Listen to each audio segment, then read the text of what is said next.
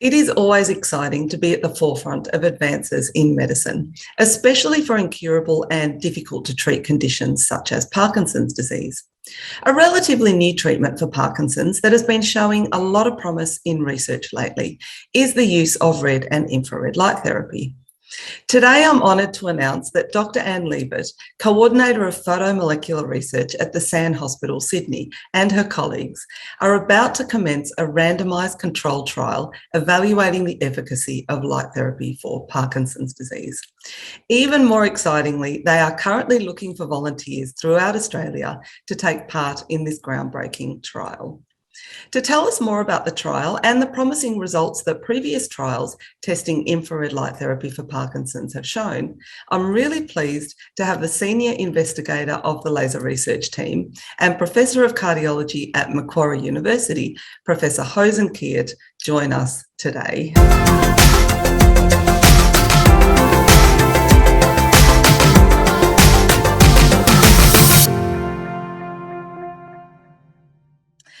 Thank you so much for joining us today. It genuinely is an honour to be able to speak to you again. So just thank you for your time. And I was wondering if we could start with, do you want to tell us a little bit about this new trial that you're about to commence? Thank you, Suvi, and thank you again for your gracious invitation. I always enjoy whether you have a new brow lift or not. I enjoy seeing you. We probably talked 2 months ago, probably around that time, right? And that was, I still remember, I said, once it is published, blah, blah, blah. So it is published. So we have had an initial Parkinson's disease trial using a handheld laser, and that was published in BMC Neurology with Dr. Ann Liebert as the first author, and I'm as the senior author. And that has generated a tremendous fanfare. For a little blurb of this second storm of our clinical trials in Parkinson's disease, but this time using a helmet. And so, this will be then subject to a randomized clinical trial. And we, in fact, will go further to that. It is prospective. Prospective means that we designed the whole thing. We submitted to the International Trial Registry. We submitted to Ethics Committee. So that's called prospectively designed. And then they approve so that we can go ahead. Randomized means that, yes, there'll be a group of the patients. We will initially subject them to sham placebo helmet, and another group, the real ones. But eventually, when we unblind the studies, we will invite the active treatment even for the ones that we have given them the placebo ones, in the sense, so that they don't miss out. Okay, I love that. Yeah, because we feel that it is very likely. Of course, it is at their own choice; they don't have to accept this. Yeah. But if they do, we will provide them. And we were very, very positive based on the previous Parkinson's disease trial using the handheld laser, that this will be locally applied, will be able to derive even better measurable outcome results, in particular with the motor movement, motor function, riding, walking, or doing things with the hands, and pain. Pain is often, in fact, an early symptom of Parkinson's. This aches and pain due to stiffness, probably in part. And we feel that these two areas of improvement alone, notwithstanding other things like cognition, for example, will be a major step towards what we call improvement of our quality of life.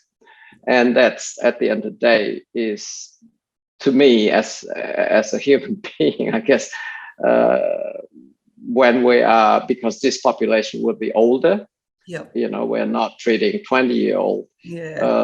Quality of life is truly the most important thing. So, over, in the sense that over lifespan, like if you're 70 suffering, all you care is, I want my quality of life to be good when I'm alive, like even if I don't live to 108, who cares if I'm suffering? So we will be recruiting over 60.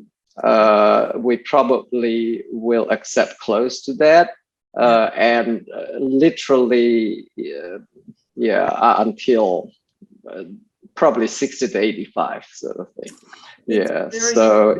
So and it will be virtually Australia-wide, because we can send a helmet to your house, to your accommodation, put it that way. So, and we do have requirements, Suvi, because just to be frank, when we test your movement, for example, it will be through a Zoom, and therefore you need a camera, you need an iPad or a smartwatch, and therefore the sort of population we're looking at may need help. I mean, I've got a lot of 80-year-old patients who I send emails to, and they send their blood pressures, measurements, and so on. But there are a lot of 80-year-old who wouldn't know one end of smartphones. So because of this variety, we generally like the patient to nominate a carer, whether that carer is a younger daughter, whatever, a niece, grandson, so that there is this accountability. The second part of this carer concept is, we don't want them to fall as they're trying to demonstrate how well they can walk, so because if you fall, I can't help you. Okay. And so that's why we would need that as a criterion, or one of the criteria. But otherwise, almost all comers. Of course, if you have terminal illness, that's logical things. So if you are unwell because you have bad infection, etc., then of course you're not recruitable. On the other hand, we will be screening. So if you were to approach us, then leave it with us. I mean, we'll screen you, and if we say, sorry, Suvi, you really don't fulfill that. So if you're in doubt, I would say, go ahead, contact us. And the worst is we say, sorry, not this time, that sort of thing. So that's what, Because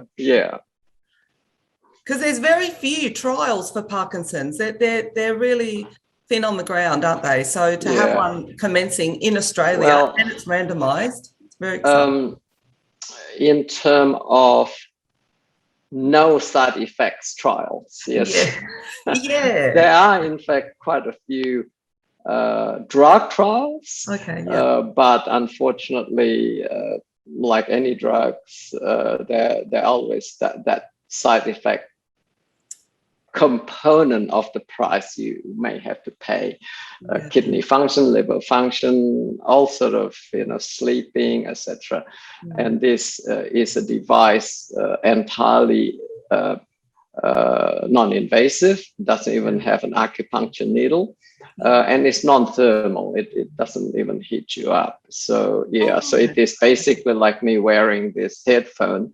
It's just a little helmet. It's not a full helmet. It's just got some frame, so it's quite light and easy.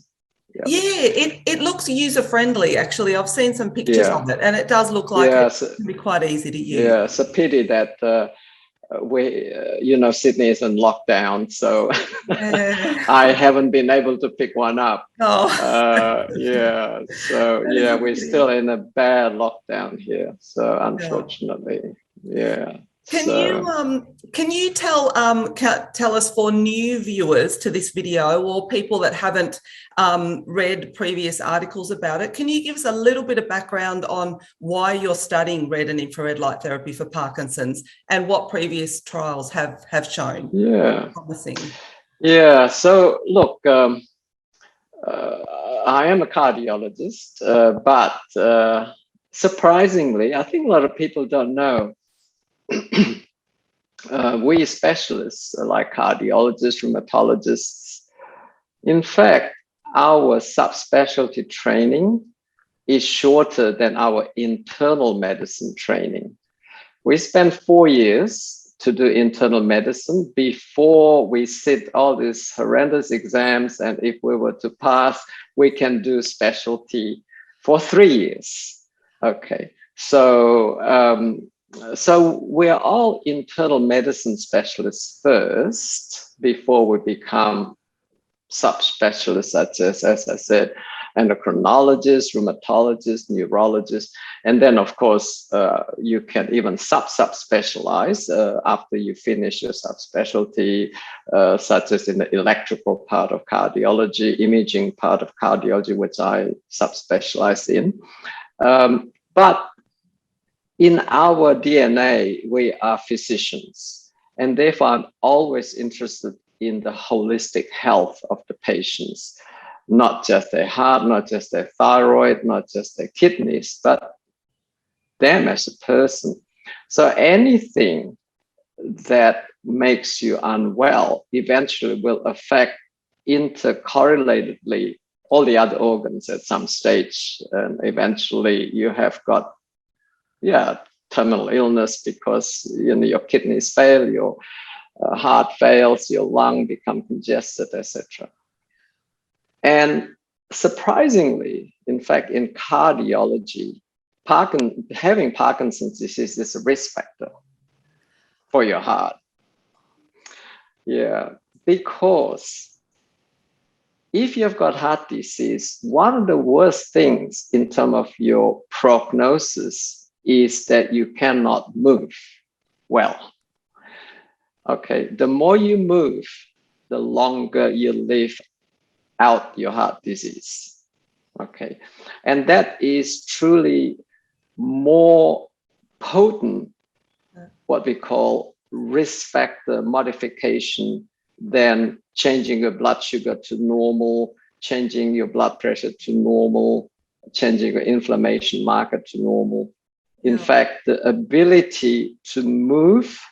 Now, the key word is thermogenesis. Okay. So, thermogenesis is like this. If you are not doing anything, you are burning at a BMR level, which is basal metabolic rate, which is like a pilot light. Okay. Our cells, unfortunately, cannot live without a pilot light on. You can't turn off the whole electricity in your cell, basically. They always have to be burning something. Okay. And they're called basal metabolic rate. Thermogenesis means you want to make your body a bit warmer than that.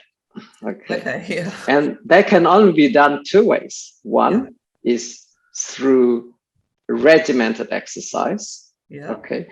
And that is called exercise-related thermogenesis.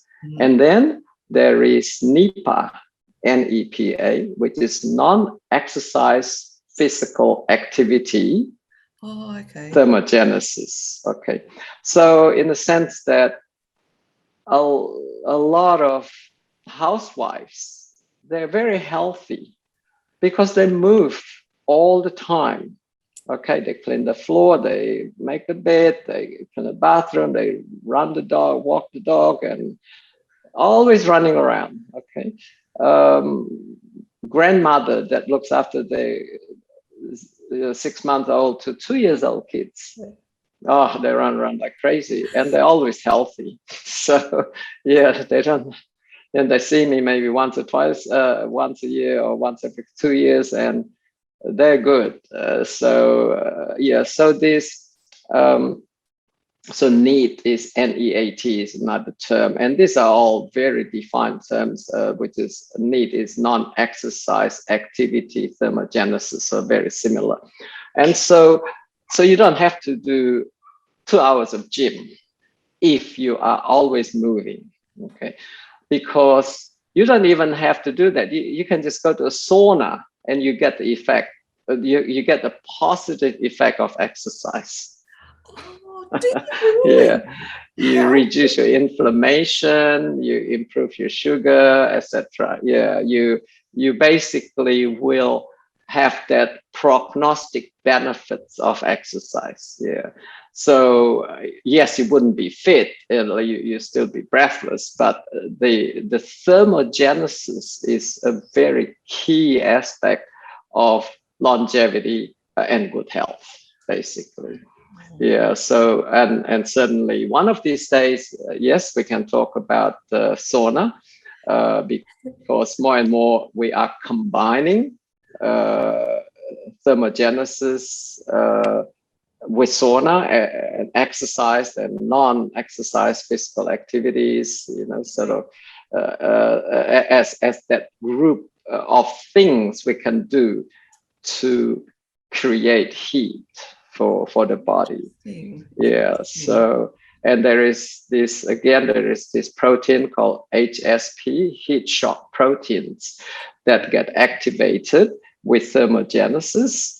And these proteins are so key in making sure that our cells, when they make new structures, new proteins, they are protected so that they fold properly, etc., so that they reduce the risk of cancer, because they reduce the risk of mutating, because the proteins are made properly. And these heat shock proteins are like chaperones. They make sure that all your amino acids are properly lined up, etc. So yeah, so there's a lot of stories behind this thermogenesis. A lot more research nowadays being done to show that the effect of exercise is what we call protein, or is pleiotropic. That means that they give you good health through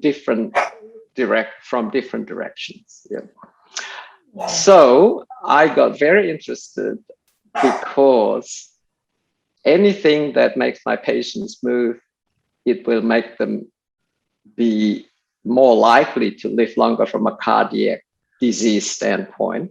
And Parkinson's is one of the worst degenerative diseases that make them either too painful, too tired, too stiff to move. Yeah. And then they lose muscle mass and they become stiffer and weaker, and this vicious cycle occurs, and eventually it truly impairs their survival, because they go into a higher likelihood of deterioration of their cardiac conditions. Yeah. How interesting. So, like, I do remember from your first interview, our first interview, you did talk a lot about how everything is so related, and yeah. And you probably see a lot of Parkinson's patients as a cardiologist too, wouldn't you? Like a high proportion. Of course, yeah. Absolutely, yeah. It's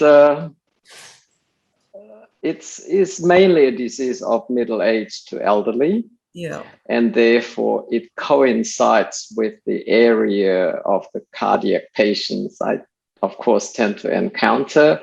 Yeah.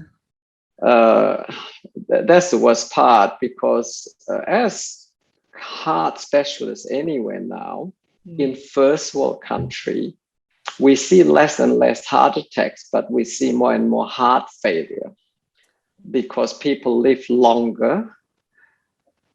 They do have better lifestyle. They don't get heart attacks in the age of 40 anymore, but they live longer. So they get Parkinson's, they get Alzheimer's, and they get heart failure. And so they tend to come in a what we call comorbid group of illnesses. And so so there are a lot of postulations that Alzheimer's, even though it is not strictly at the moment termed vascular dementia, it is probably also associated with some sort of vascular inflammation or aggravation.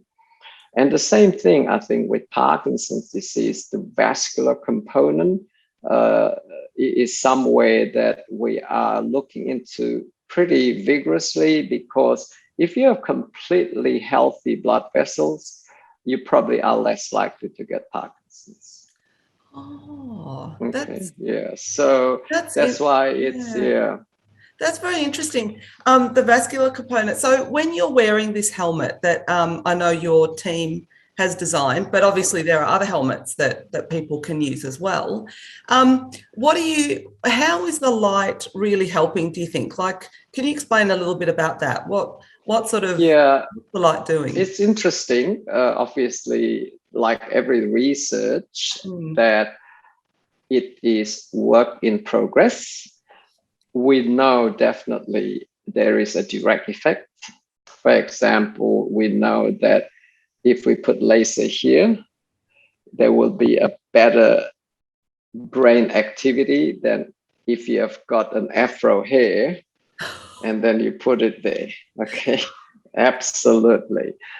So there's definitely the laser creates direct effect to your brain cells. And that neuroremedial effects of activating synapses, that means that the connection between nerve cells become more active, definitely is one of them. Okay. Now, there are also possible effects which are indirect effects, because there have been trials, we put them on the leg, the shin bone, and the brain is activated. Okay, so it's called ascopal effect, and therefore some people put it in the nose, like a little, what you call a probe, and they seem to create activities as well, activating the brain, even though it's a lot further. And so it's in terms of the weighting, how much is direct effect, how much is the ascopal effect? Yes, we need more research. But as far as I want to see that the patient's quality of life is improved without side effects. As far as the mechanistic pathways, we know there are two, direct and indirect. There may be more. There may be an effect on the mitochondrial, which is the powerhouse of the cells, robustness to produce ATPs, which is energy, and it seems to be so. And that is one of the reasons. I hope it's not too much of a secret. A lot of athletes have laser therapy for their sports performance, for example, as a preconditioning before the game. Okay. Why? Because there are a lot of research activities to show that it makes them win more. And there's no magic. The laser is not going to the laser is not going to make them a better, a catcher or hitter. What can the laser do in the day before or a week before? The only thing is to make you stronger in the sense that you've got more energy. We are looking into whether it does also improve the brain activities in terms of brain to muscle connections. So when you play sports or exercise, you get tired based on two reasons. Do you know what they are? Well, one is your muscles get tired, right? Your muscles run run out of ATPs, which is the energy units, then you feel weak all over. You just get tired. True? Yeah, yes, yes. Yeah, because chances are you're not going to run out of sugar, you're not going to run out of fat, in the sense that the fuel in your blood, you're not going to run out unless you walk for 30 days in the Sahara Desert, right? Yeah. So when you go for any physical activity, when people say, I'm fatigued, there's only two mainly. One is muscular fatigue and one is neuro fatigue. Oh, how interesting. Correct. That's fascinating. Yeah. Yeah. So so if you go for what we call more moderate or low intensity steady state exercises, like if you jogging, say for 10K, eventually you have muscular fatigue. You just poop, you're going to cramps, your legs sore, etc., joints sore. Okay. But if you fatigue, that's the muscles that's fatigue. But if I ask you to lift the heaviest weight you can 3 times, just 3 times, and then 2 minutes later ask you to do it again, you probably will feel tired for the next week, even though you only do it 6 times. Okay, because when you lift that weight, the heaviest you can do, and you force yourself to do it just 3 times, your nerves have to work so hard to make sure you don't drop the weight, to make sure you hold on to the weight, because you'll die otherwise instantly. Okay, and that puts a lot of stress on your nerves. Yeah, so you will be so surprised, gee, why am I so tired? Okay, so that's called neurofatigue. And that's the reason why this neuroplasticity by laser is so key. And we believe, well, at least I am one of the group that believes that this laser preconditioning for exercise performance would be very likely to have some neuroplasticity effect on top of the local effects. Okay, so yeah, because we know wherever you put the laser in the tummy, it has that remote connection effect. So it's more like some form of, in the sense that electricity, sound waves, they're all waves. It's just different spectrum. Laser is just in the infrared spectrum. Okay, the near infrared spectrum. So it's just how, what's the frequency, and they all will, just like if you got electricity here, it'll just go everywhere. So, right, and the same thing if you've got blue light, you can't sleep because it just goes everywhere. So yeah, so it's very, very interesting, and that's why I think our probably 2019 paper showing that just putting laser on the tummy changes the microbiome composition and density of our mice, and to stimulate the production or the density of good lactobacillus bacteria and reduce the bad. So they rearrange the density basically. So it's true that we don't know. It may be if we use different wavelengths, there will be a different change. Okay, so it's there's so much yet that we can continue to explore, and we will in a systematic manner. Yeah, I understand. Okay. Yeah, I understand that the need for these trials, because, we know that lots of people are using red and infrared light therapy themselves at home, but they might not be getting the best results because, and that's what you've got to research, don't you? The right dose for the best effects. Correct. The best way to administer it in a clinical setting, so you really can administer it like a medicine. You need to know the right dose, I guess. Yeah. So this is a fairly short trial, 12 weeks, so it's easy. So I think the most important thing, in terms of, to me, the barrier is at the moment we would need the candidates who can, who have care, so-called carers, and that would unfortunately exclude some, because and I guess for safety reasons as well, but also to make sure that the Zoom is right, so that our assessor, this is all the COVID era clinical trials, but at the same time it makes us able to do it nationwide, because they don't have to come to our clinic to do it. Okay, so so it's quite interesting.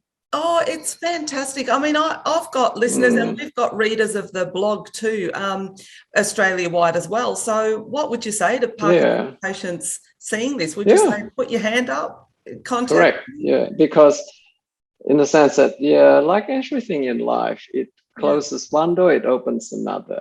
And so we never thought of doing it other than through, local Sydney area. But now, since we have to deliver to the next suburb, what's the difference? Like deliver unless it's truckers strike or whatever. So then delivering to the next suburb the same, unless we want to have a personalized delivery, probably not going to happen. But because that's probably not kosher to do that, and so so to me, geography is limited to Australia and a postcode. So and yes, it just costs the postal cost of shipping. And I love the fact that you're going to give people that are in the sham group the active treatment once the study is unblinded, because that's wonderful. Because we feel that it is fair in the sense that they can be given a choice. Oh, it's very And is this, I mean, this is just really the beginning, isn't it? Anyway, like you'll be planning more studies after this. Oh, yes, of course. And I think the so-called box of this neurodegenerative disease is huge, obviously. And Parkinson's, involving so many, in the sense that the smell, the pain, just a tremor and the stiffness, to me is one of the most debilitating. And then, of course, eventually the cognition. They do have high probability of, if they survive long enough, to develop dementia, higher risk of developing dementia. And therefore, it truly is, it's one of these conditions that we want to help, basically. But there are many things that I think, in terms of more niche, like autism, for example, there is been a few smaller trials looking at autism, and laser seems to help. There's no doubt, obviously, autism is neurologic, instead of, say, autoimmune or a few other theories from before, like from what you call a vaccination, etc. I don't think that's gonna fly scientifically. And of course, eventually any dementia, which is more like the cognition umbrella of neurodegenerative disease. Alzheimer's, for example, Alzheimer's is a condition that there are a lot of competitive modalities, certainly drugs. So we want to see how, because there is a new drug coming for Alzheimer's that has been FDA approved, that seems to be quite promising. Okay. Yeah, so, and it should be in Australia by October. Right. The trade name is Aduhelm, ADUHELM, like helm, like helmet. Okay. Okay. Yeah. Yeah, ADU, ADU. And if that really works, then well, who wouldn't want to just take a pill and or inject? It is an injection. Yeah. So okay. Yeah. I think But look, that's true about taking the pill. But what I loved about our first interview as well is how you were talking about how laser can work synergistically with other therapies. Correct. Yeah. So I think I've got a very close colleague that's working on this for Australian, I guess, TGA approval. Yeah. Which almost certainly will be approved by October. It's in TGA now. Okay. Yeah, so that's right. So let's just see how that goes. Yeah. So at the moment, there's over 345 drugs in trials for Alzheimer's. Wow, I didn't know that. So that's a lot. I think we will focus on things that because we have such success in the initial Parkinson's trial, I think it is reasonable for us to foster our strength and move forward one more step, and then to see how this Aduhelm does, in the next year or so after FDA. So it's available in the States because it's been FDA approved since July. Yeah. And very soon we'll have what we call phase 4 data. That means that phase 4 means it is based on population who take the medication. The prescription is written by a clinician, so it's not under a clinical trial. Okay. So then the information is based on registry. So it's still called phase 4 trial, but that means that they're already, and soon we'll have, so phase 4 trial, then the good thing is, tens of thousands, like a lot of people. It's not as controlled.